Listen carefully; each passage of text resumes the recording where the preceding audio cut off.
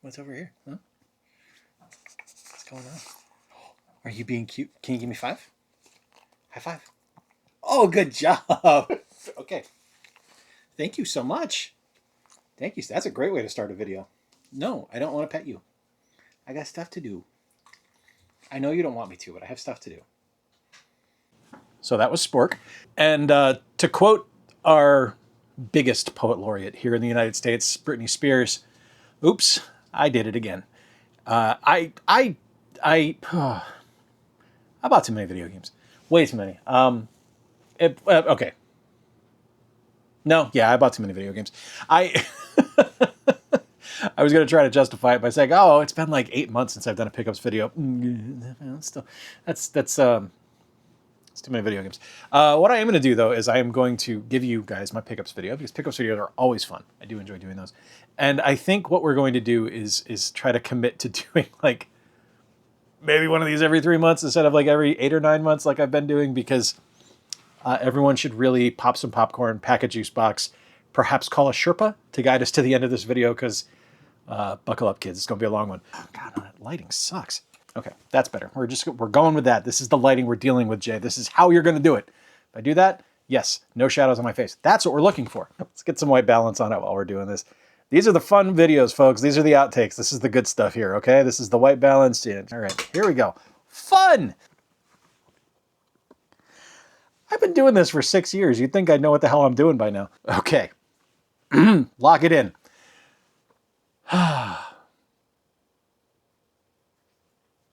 I'm such an idiot. Honey, I'm sorry you married a dummy. So the way I do this is I kind of take a page from my friend Stuart on Generation Pixel. If you do not follow Stuart, or you do not follow his channel, if you're not aware of him, you should be. He's brilliant. He's a wonderful Scotsman, and he does his pickups videos running newest to oldest. That's why I'm going to do it too. So we're going to start things off with the Switch 2. And why is that? Because it's my video and I want to. Kick things off here on the Switch 2, we are starting off with a wonderful action-adventure game from the Star Wars universe from Ubisoft, and something that I absolutely love. I think it is a brilliant game on the Nintendo Switch, and it is Star Wars Outlaws. This is the Gold Edition. This gets you a bunch of DLC, and the gameplay is wonderful. I really liked it when I first played it on the Xbox Series X. I thought it was a good game. I thought it was flawed. There were definitely some problems with that initial release, but the more I played of it, the more I enjoyed it. And the version that's on the Switch 2 is really strong. It's a fun title. I am really enjoying the way it works. I love the way it looks. I think it is pulling some serious weight on the Nintendo Switch 2 and actually doing some really good work there for it. And it's just a fun game. Next up, one I have never played. This was purchased specifically for Victor. This is my coffee table. This is Pokemon Legends ZA. I don't know anything about it. Yeah, that's all I got for you. I know nothing about this game. I haven't started it yet, haven't played it, haven't tried it. So maybe it's great, maybe it's awful. I don't know. It's a Pokemon game. Next up, this is Pac-Man World 2 Repack. I really liked the original Pac-Man World Repack on the Nintendo Switch. Really happy that Pac-Man World 2 is on there, because Pac-Man World 2 is my personal favorite of the franchise. So very happy to have that. Plays great, looks great, is great. Next up, a wonderful game from Supergiant. And this is one that didn't really expect a sequel to this game, but if you know me, you know how much I love the original Hades, and I really do enjoy this one. This is Hades 2. I don't love it as much as the first one, but it's kind of like saying, I don't really like that dessert, I'd rather have that dessert. They're both wonderful. Hades 2 is, I find Malone to be a little bit less interesting as a protagonist compared to Zagreus. I think Zag is a really, really fantastic character, and Malone is great too. She's a little bit of a wallflower and a little bit too milquetoast at times, whereas Zag was a little bit more rebellious and a little more entertaining. Still a great game, plays amazingly well. I actually think it plays a little bit better than the first one, but the storyline to me just isn't as compelling, and it felt a little bit more predictable in the first one. Next up, a wonderful HD 2D remaster from Square Enix. This is Dragon Quest 1 and 2 HD Remaster. They can remaster all their games all day. I would, oh my God, I would love to have a Final Fantasy VI HD remaster, or HD 2D remaster. I think that is just such a beautiful process, and it just brings so much life to fantastic, beautiful, wonderful pixel art games. I think they're great. They're fantastic. I will say Dragon Quest 1 does still have some of the weaknesses of the original release of Dragon Quest, or Dragon Warrior here in the States, where it is grindy, but it is lessened to a degree. But there's definitely still kind of that through line woven through it of this is a grind fest. It's still fun though, still a good game. Next up, one that I thought I was going to enjoy more, and when I first got it, I really did enjoy it. And I don't want you to think that it's a bad game, because it's not. It was still in my top 25 games of last year. It's just, it's one that once there will come a point playing it that the shine will wear off, and then it's really hard to regain, which is a shame, because the initial probably like 10 hours of playing it were amazing. This is Donkey Kong Bonanza. I love the idea of this game. I love destructible environments. It feels like an updated take on the Incredible Hulk Ultimate Destruction. I would love to see a remaster of that game using this technology. It just didn't quite stick with me, and I don't know if it was the story wasn't compelling, or if it was just something where it's like, oh, hey, look, another area I just have to beat up. I think maybe that's what it was when the entire game, the entire idea of the game is destroy as much as possible. It's just not as much fun. Next up, this game is really, really great. It is a remaster of a game that released initially on the Nintendo Switch and other platforms of that generation, and I really do like it, and I wasn't sure that it was really necessary when it came out, but playing it, I can see the brilliance behind it, and how much effort they put into it, how much better the game is because of it, and that is Yuka Replayly. I love the guys from Playtonic. I think they do incredible work. And I loved the original Yooka-Laylee. I thought it was a really brilliant game that got a really bad rap. But seeing what they've done with Replayly, yeah, I can see where a lot of those weaknesses were that I was just overlooking on that initial release. And then last year, what actually ended up being my favorite release on the Nintendo Switch 2, and something that I didn't expect to enjoy nearly as much as I do, is Octopath Traveler 0. I got this for Christmas. I was blown away by the storyline and just kind of the overall maturity of the game, because the first two Octopaths, while good and certainly not light games by any stretch of the imagination, they were still a little bit goofy. And this one does have its silly moments, but it's significantly heavier. Like the entirety of the game is a lot more emotional and a lot more heavy than the other ones were. And I think putting you in control of the character and being able to create your character from scratch makes that feel a little bit more, you own the character a little bit more, which I think is a great call. It's a marvelous game, though. It's absolutely fantastic, and I'm really, really excited to keep playing it, because it's like I've only scratched the surface on it, and I'm having an absolute blast with it. All right, jumping over now to the Xbox Series X, and up first is one I'm not going to spend a lot of time with, because I spent time, I'm not going to talk about a lot here, at least, because I talked about it a lot in my last pickups video, where I had picked up the release for the Nintendo Switch and for the PlayStation 5, and it's the Suikoden 1 and 2 HD 2D, or the Suikoden 1 and 2 HD remasters. Look, I'm not going to spend a lot of time on them, because I've already spoken about these games to death. It's my favorite RPG franchise of all time. I think the games are brilliant. I am so excited that Konami decided to re-release them, because they're amazing. And yeah, they're great. That's all. Next up was my Game of the Year in 2024, and something I had never been able to find a physical copy of. And while technically this one isn't a physical copy either, because it does come with a digital download code, I could not pass up the opportunity to pick this up. And I got this from my buddy Mort from Mort's Garage. And it is the Indiana Jones and the Great Circle Collector's Edition. And let me show you one of the reasons I was okay with this not necessarily being something on a disc. Pretty much every physical release you get now is going to be a game key. You just have to do the download. But the one for Indiana Jones and the Great Circle comes with a code on the back of a fragment from the game. It actually comes with it in one of the MacGuffins of the title. It also comes with I'll show some B-roll of it here, of a globe that opens up, and you can store Indiana Jones' journal inside of it. It's just an absolutely stunning piece, and I couldn't pass it up. And what ended up being one of the strongest games of the year, and something that I kind of took a risk on when I picked it up, because not a lot of people were talking about it right off the bat. I mean, people said it was beautiful and it sounded great and stuff like that, but it didn't start building towards that Game of the Year kind of craziness until later in the year, a couple months after it released, and that is Clair Obscur Expedition 33. One of the strongest RPGs I've ever played, something that I did not expect to be as invested in as I ended up being, and it was that close to being Game of the Year. It was absolutely spectacular. If Dispatch didn't exist, it would have been. All right, moving on now to the PlayStation 5, and what should have been my actual Game of the Year is in this pile as well, but I didn't get it until December 31st, and I'd already put up my Game of the Year countdown. Mental note, do that in January of 2027, next year, for my 2026 Game of the Year countdown. First up, awesome Collector's Edition, Fatal Fury City of Wolves. Just ecstatic that this even exists. Completely came out of the blue. Had no idea it was going to release. It's a lot of game. It's a really good fighting title, and if you are a fan of classic Fatal Fury stuff, you're going to like that, especially if you're a fan of Garou, Mark of the Wolves. It is a great continuation of that franchise, great continuation of that game, and just plays incredibly well. Just the balance on it is wonderful. Very impressed by it, and very happy that SNK has a has a return to form here with a great title and fighting game.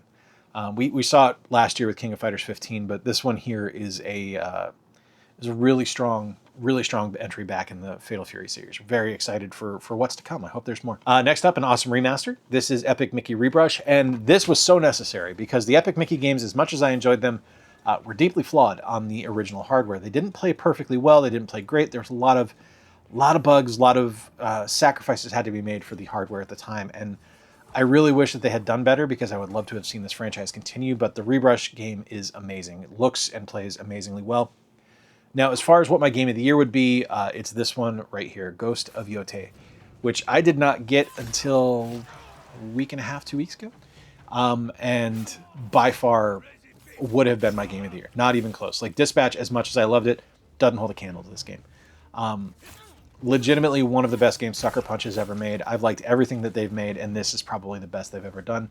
I love it more than I loved Ghost of Tsushima. I love it more than the Sly Cooper games. I love it more than Infamous. It is a remarkable piece of art and just a phenomenal title, and tons of really cool Easter eggs as well for fans of Sucker Punch that if you like their games and you like their history, you're going to find answers to those in the game. It's really cool, including a rocket robot on wheels reference, which is really awesome. Their N64 game. It's really cool. All right, some Evercade stuff now. And Evercade actually had a really solid year. They put out a ton of really cool collections this year. Primarily, the ones that excited me were from Taito and from Neo Geo. And those are all from the arcade line, so those are in the purple boxes. But I did want to kind of show off one of the console releases that they had, and it is the Rare Collection. And I'm really excited about this one. This one, let me read off which games it comes with.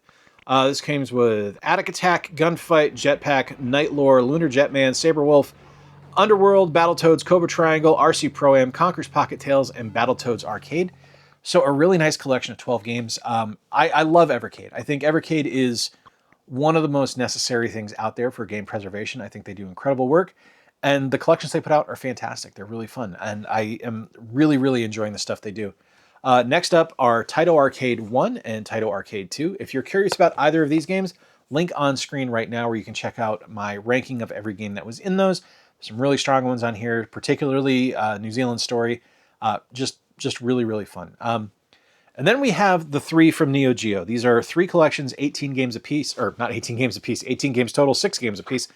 We have the Neo Geo Collection 1, Neo Geo Arcade 2, and Neo Geo Arcade 3. Now, the games you get on these, in Neo Geo Arcade 1, you get King of Fighters 2000, Metal Slug, Shock Troopers, Magician Lord, Sengoku, and Ironclad. In Neo Geo 2, you get Guru Mark of the Wolves, Metal Slug 2, Art of Fighting 2, Crossed Swords, Ninja Command, and Sengoku 2. And then in Neo Geo 3, King of Fighters 97, Metal Slug 3, Twinkle Star Sprites, Super Sidekicks, Samurai Showdown 2, and Ghost Pilots. So some really awesome arcade releases there from one of the greatest arcade developers of all time. Just really fun. Really excited to have those, and just keep it coming. I love the stuff that Evercade does, and I hope they're around forever, honestly, because, yeah, they do important stuff. They do important work. On to the Switch 1 now, and up first is me dropping a game. On to the Switch 1 now, and up first is a fantastic entry in a storied franchise. This is Ninja Gaiden Ragebound. Great 2D action adventure game. Awesome platformer. Plays really true to form to the classic Ninja Gaiden games, but plussed a little bit because, it's on a modern console. So more options you can do, more gameplay you can do. Plays great, looks great, is great. Please play that one. Next up, one that I had my eyes on for a while, but I just always skipped picking up, and that's a shame because I should have picked it up ages ago. I love the games on Game Pass, happy to have it physically. This is the Ori collection. This gets you Ori in the Blind Forest and Ori and the Will of the Wisps. Both games are fantastic, and just a great series. Next up, Star Ocean, Second Story R, continuation of the storied franchise from Square Enix. I think this is a remaster of an older Star Ocean game. I will have a little note here on the bottom of the screen if that's true. Just excited to have it. More JRPGs from Square is never a bad thing, and they always do good work. Up next, the Wonder Boy collection. This one's really cool. These are all the classic Wonder Boy games. It's 1 through 6, I'm pretty sure. 1 through 4, and that's okay. They're great games, really fun. I have 2 of the remasters of Wonder Boy that released on the Switch, but these are the original games all in one collection. Very happy to have that. Next up, a character I love from comics, and someone that I think is just perfectly designed for video games, and we haven't had a ton of games featuring the character, but very excited here to have Tintin Reporter, Cigars of the Pharaoh. I haven't played this one yet, so the footage you're going to be seeing is me playing it for the first time, and I'll include a note on whether or not it's good or not. But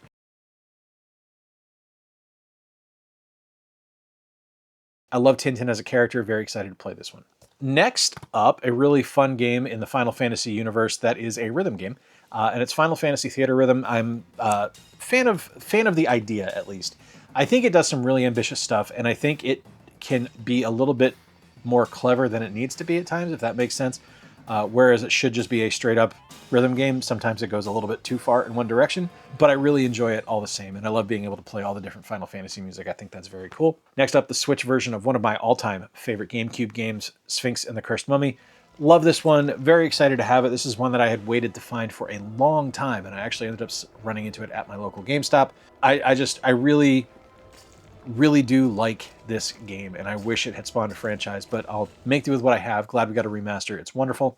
And then final game I picked up on the Switch is Shovel Knight Treasure Trove. I love Shovel Knight, so much so that you'll see him again on this list. But this is a collection of all of the gameplay options for the original Shovel Knight. So you get all the DLC with it, everything. It's just fantastic. Absolutely wonderful game. Moving on now to the Wii U, and I told you would see him again. Here he is, Shovel Knight, the original. I picked this up at my buddy Kyle's shop at Hilltop Retro Games. I'll have a link in the description if you want to check his Instagram feed out. This is the original release. It's Shovel Knight. You can't go wrong with it. Plays great on the Wii U. Very, very happy to have that. And then I also picked up Batman Arkham Origins on the Wii U. This may have come... I was supposed to do a video, and I need to make an apology here to my buddy Mysticles. I was supposed to do a video, a BroBox unboxing, back in December. And unfortunately, all my footage got corrupted. I actually unboxed a box from him and a box from my buddy Thor in that video, and all of the footage got screwed up, and I'm not able to do the video, which sucks. But I think this might have been in his box. I can't remember off the top of my head, but you're going to see some stuff from him in this one as well as some stuff from Thor. None of the Monopoly games, though, Thor, deal with it. But this one, I love Batman Arkham Origins. It's actually my favorite of the Arkham games, and just happy to have it on the Wii U because it looks incredible, and I love the gamepad implementation. On now to the 3DS, and I grabbed this one. I saw this come up in a marketplace listing for price charting, and I jumped all over it, and I wish I had read the description a little bit better because I thought it came with the stand, but it doesn't, and that's a shame. Kid Icarus Uprising.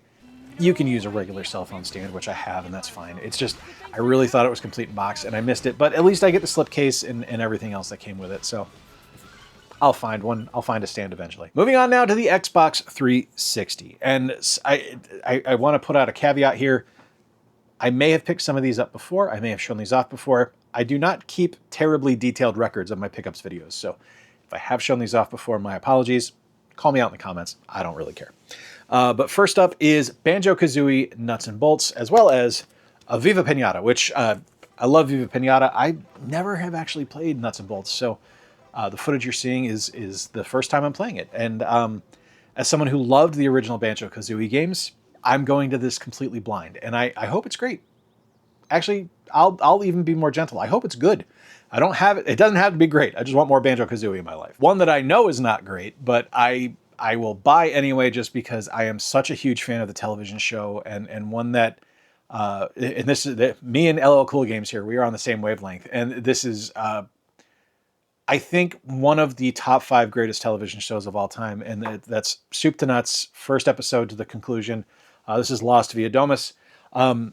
This game is awful. It is horrible, an absolutely terrible game, but I love the mythos it adds to it, and I love the stuff it kind of adds to the overall story of Lost, and that's why I wanted it, because I haven't played it in years anyway. So next, we have a Lord of the Rings game. This is War in the North. It's a great game. I really liked when they decided to not stick so close to the telling of the Fellowship, Two Towers, and Return of the King, and they kind of stepped out of that a little bit and tried things a little bit differently. Is it canon? No, not even kind of. It's not even close to canon, but it's fun, and that's really all that matters. It's a wonderful game. Please check it out. A lot of the Lord of the Rings games at this time were really good, but this one of my favorites. A couple of DS games now, and these ones, I can't remember when I picked them up, so apologies there. You can do it.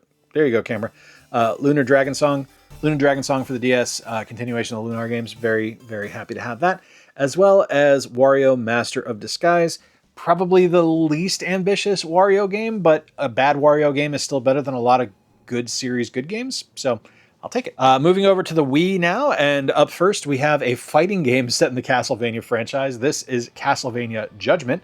Haven't played it yet. I saw this at GameStop a couple of weeks ago, and this was one of the, it was when they were doing the buy two, get one free for pre-owned games, and I needed a third pre-owned game, and I was just like, okay, we'll go with that one, because they had been cleaned out before the holidays, so it could be great, it could be crap, I have no idea. Up next, another one, I believe this was in the Mysticles box, if not, I picked this up at GameStop. This is Mario Strikers Charged on the Wii. I love the Mario soccer games, and I'm not a huge soccer fan, but I really do enjoy those because they play so fast and loose with the rules of soccer, and they make it a little bit more exciting. Sorry, soccer fans, but it's also not realistic by any stretch of the imagination. So if you're looking for an unrealistic soccer game, that's your game. All right, over to the Xbox now. This one I know is in the Mysticles box. This is Morrowind Game of the Year Edition. Morrowind is one of the greatest games of all time. It's absolutely brilliant. It's an absolutely fantastic game. To have the Game of the Year Edition, which has everything in it, very, very excited for that. One I picked up at my local GameStop. This is a fighting game. This is SVC Chaos, Capcom versus SNK. Games are really fun. It's something that's a really interesting take on a fighting game, and I enjoy that. I think it's really cool. And finally, one on the DS I missed. I apologize. This one's actually in the case. This is Mega Man ZX Advent, another Mega Man ZX game. The Mega Man franchise got a little bit wonky for a while there, where we were just adding letters onto the Mega Man games. So we had X, we had Z, we had ZX, we had ZX Advent. Basically became a big algebra problem, and I don't like that, but the game's fun. Moving on to the Game Boy Advance, we have another Mega Man game. This is Mega Man Battle Chip Challenge, really cool title. We also have one of my favorite GBA games. This is Fire Pro Wrestling, one of the best wrestling titles on a portable console ever. All right, N64 now, and we're going to start off with one here. This is one I picked up at GameStop. This is Banjo-Kazooie. Great game, as mentioned with the Nuts and Bolts game. I really like Banjo-Kazooie. I think it's a franchise that should have stuck around a lot longer than it did. I wish that Rare was still allowed to make games and not just have to focus on more and more and more and more and more Sea of Thieves content, but we have what we have, and the N64 release of Banjo-Kazooie is brilliant. Next was a box I ended up getting from my buddy Thor's brother. He was getting rid of a bunch of his N64 games, and I got 3 that I thought were fantastic additions to my collection. First up is South Park. Yes, I know the game is crap. I don't care. I had a blast with it when I was younger. One of my favorite multiplayer games to play when we were staying up way too late, drinking way too much. It was a great game. I actually enjoyed that more than I enjoyed GoldenEye, just because of how silly it is. Also got Perfect Dark, another fantastic Rare game, and just a beautiful, beautiful title. Great first-person shooter on the N64.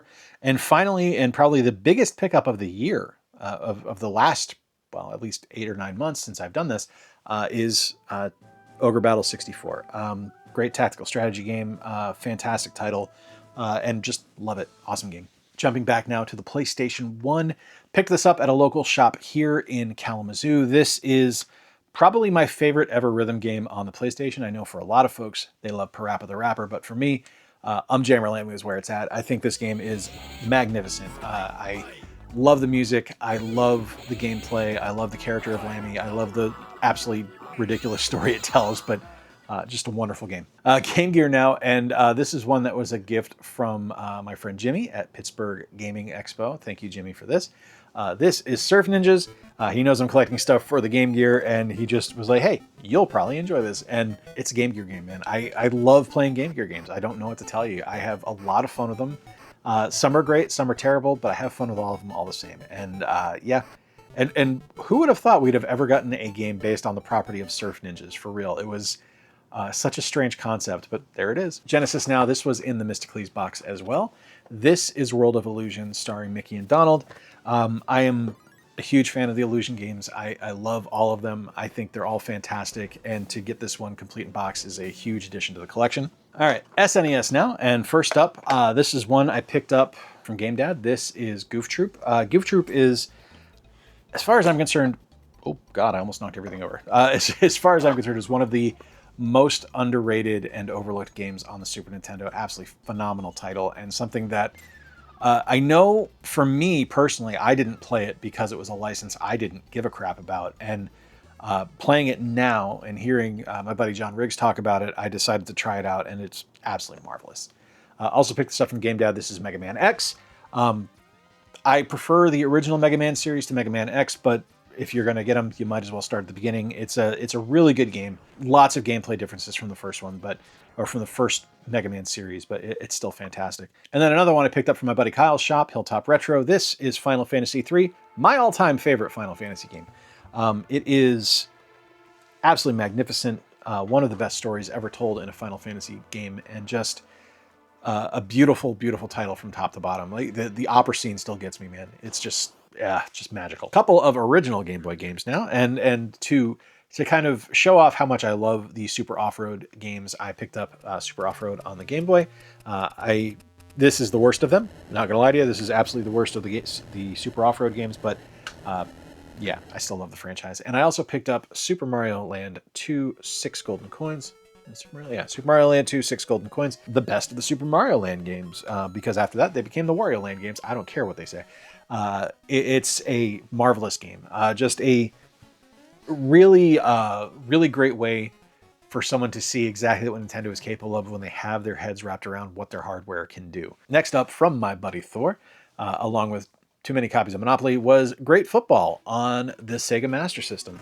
I am not a huge football fan. I've never really been a fan of football, but I am Master System, much like the Game Gear, is one of my favorite consoles to collect for. Strangely, because it's surprisingly affordable, and you can get a lot of really great complete in-box games for not too much money. So exciting to have that, and happy to have it. Like, I know the great insert sports title here games aren't really well thought of, but I think there's a certain inherent charm to them. Just kind of looking at what games are capable of at the time, I think there's something to be said for each of them. So on to the NES now, and I picked up 3 games from Konami on the NES, and I picked these all up from Game Pawn, which recently opened a store here in Kalamazoo. I love the entire team there. I am just excited to have a fantastic store like Game Pawn here in Kazoo, and it's cool where it's at. It's a great location, great storefront, and their shop is amazing. But I picked up Jackal, which is one of the greatest NES games and one of the most underrated NES games ever. I picked up the first Castlevania, which I used to own when I was younger, but I haven't had in probably about 25 years. One of those games that I've never beaten that I really want to beat, so very excited to have that, and I just very, very happy to add it because I had already owned Castlevania 2, so I needed to get that in the collection. And of course, if you have 1 and 2, you should probably pick up 3 as well, so I did. Again, picked that up at Game Pawn, and just happy to have those 3 now on the NES. I've got the Castlevania trilogy from the NES, and that's so cool, man. I'm just happy to add it. We're getting to the last pile here, and these are the oldest games. And I will be honest, I don't really know a lot still about Atari and when release dates happen for certain consoles, so I am going to assume that the 7800 came out after the 2600. This is how much research I do on this channel, folks. And the first one I picked up is Robotron 2084 for the 7800. Robotron is one of those games that I remember kind of in a fever dream playing the arcade when I was younger, and then just out of my head. And I hadn't really thought about it till John Hancock talked about it in a video and how much he loved it. And I was like, wow, that game looks familiar. And it's amazing. It's such a wonderful title, and I'm very, very happy to have that. I picked that up at Pixel Perfect, which is a retro game store up kind of between Kalamazoo and Grand Rapids, so it's about a half hour north of here. Another fantastic store. Absolutely excited to have them as close as they are. So yeah, I'm kind of awash in great video game stores right now, and boy, that's a good problem to have. All right, now the rest of these are all Atari 2600 games of varying quality. One of them in particular, actually, we'll do that one first because I picked it up. I was initially going to do a video about the history of stealth games, and I was like, God, there has to be something that does stealth. And when I got back to like the NES era, it was like, you can kind of get there with Metal Gear, but not really. You can kind of get there with some other titles, but not really. And then on the 2600, I was like, well, there's got to be something. And there's a game called Sneak and Peek. And you would think that a game about hide and go seek would allow you to hide and then go seek, but it does not happen. It's so bad. It's Like, legitimately one of the worst video games I've ever played. And this game completely torpedoed the idea of that video. Like, I put it in and I was like, never mind. No, we're not doing this. I can't get my head around how bad this game is, and I can't talk about it. And I guess now that I'm talking about it here, I could probably say there was nowhere to go but up. So maybe there will be a stealth video game video in the future. Regardless, that one sucks. We also got Raiders of the Lost Ark on the 2600, and this is one that, I bought it for the license. I bought it for the cover. I love Indiana Jones. It's my favorite movie franchise ever. That is the entire reason I bought it. I can't really say much good about it because I don't really know what the hell I'm doing. I need to look into what you're supposed to do in the game because I haven't got a clue. Same with this one. I bought this one completely because of the license. This is G.I. Joe. Cobra Strike. I don't know. As near as I can tell, I just need to run back and forth on the screen and not get spit on by the Cobra. I think there's probably more to it than that, but that's what I was able to pick up from it. A classic now. So those are the shit games on the 2600. We're gonna get to the better ones now. Ones that I've actually had fun with. Haunted House is an all-time classic. I love Haunted House. I think it's a very, very smart game. I think it is something that deserves kind of a revisit. I would love to see, like with all the recharged games that Atari has been doing, I would love a Haunted House recharged because I think there's so much promise to what that title could be that just wasn't fulfilled unfortunately, by the hardware that it was on, but it's still excellent. So if you ever have a chance to play it, you absolutely should. Sports games on the 2600, not typically thought of very well, but one that I loved when I was younger and I love today is Activision Ice Hockey. Does it play like hockey? It does not. Is it still fun? Yes. If I squint really hard and I pretend and maybe not think about it too hard, it's hockey. And it's hockey for what was able to be done at the time, and that makes me happy. I used to have an ice hockey t-shirt. I need to get a new one. But I really enjoyed that game when I was younger. I really enjoy it today, and I'm excited to have it. Next up, a game that I first played when I did my Spider-Man ranking video. If you want to see my ranking of every Spider-Man video game ever, link is up here in the description right now, or link is on screen right now, and in the description, and in the pinned comment. It's everywhere. Everywhere you look is where the video game's going to be, or where the video is going to be. This is Spider-Man on the 2600, which I fully anticipated being awful. And when I played it, I was so pleasantly surprised and I had so much fun with it. It's a very well-made game and it's just really well designed. It's very simple. There's no question that it's a Spider-Man game. Like, graphically intensive? No, by no stretch of the imagination is it. But when you play it, you know that you're playing Spider-Man. Like, there's web swinging, there's wall crawling. That's all you need. Next, and while the arcade version of this game is significantly better, and there's no question that it's better, it's one of my favorite arcade games ever. This is one that on the 2600, I was very impressed with what they were able to do, and that is Kangaroo. It is not a great port by any stretch, but it's close enough to the arcade version that I can still enjoy it. And it's something where if I don't have access to the arcade, I can play that and still be happy. But what I think is my favorite pickup for the 2600, and a game that is just so good, it's just so much fun, and it's still great to this day, is Berserk. Berserk is one of the best games of all time, like legit. I think that might be top 3 Atari 2600 games for me. I'm so happy that I have that, and it's so much fun to play, and it's such a simple concept, but sometimes that's all you need. And for what the hardware was capable of, and the joystick was capable of, you needed something that was a simple concept that was brilliantly executed, and Berserk gets you there. I told you guys you needed a Sherpa, and you needed a snack, and you needed a juice box, and we are now at the end. There you have it. Over 60 pickups for the last 9 months, and some dating back a little bit further that I forgot to include in previous videos. But that's it. That's them. That's there you go. What was your favorite one that I picked up from the last over 9 months of videos? There was some other stuff I picked up as well. I got a Mega Man 11 guide from Kyle's shop and some other stuff, and things that were not specifically for me, I didn't include in here, but yeah, it was really fun. And there's some other hardware and controllers I picked up as well. But let me know. Yeah, let me know in the comments below what was your favorite pickup that I had over the last few months. Let me know if there's anything you think I should be keeping an eye out for as we go forward. What NES game should I get next? Or what 2600 game should I get next? Let me know. Until next time, folks, I've been Jay. Appreciate you spending a little bit of time with me. If it's just your first time here and you enjoyed this ridiculously long video, give it a thumbs up. If you really enjoyed it, consider subscribing. I promise I will not yak and yak and yak for over 40 minutes next time. Till next time, though, remember to play more games and stay square. I'll talk to y'all soon.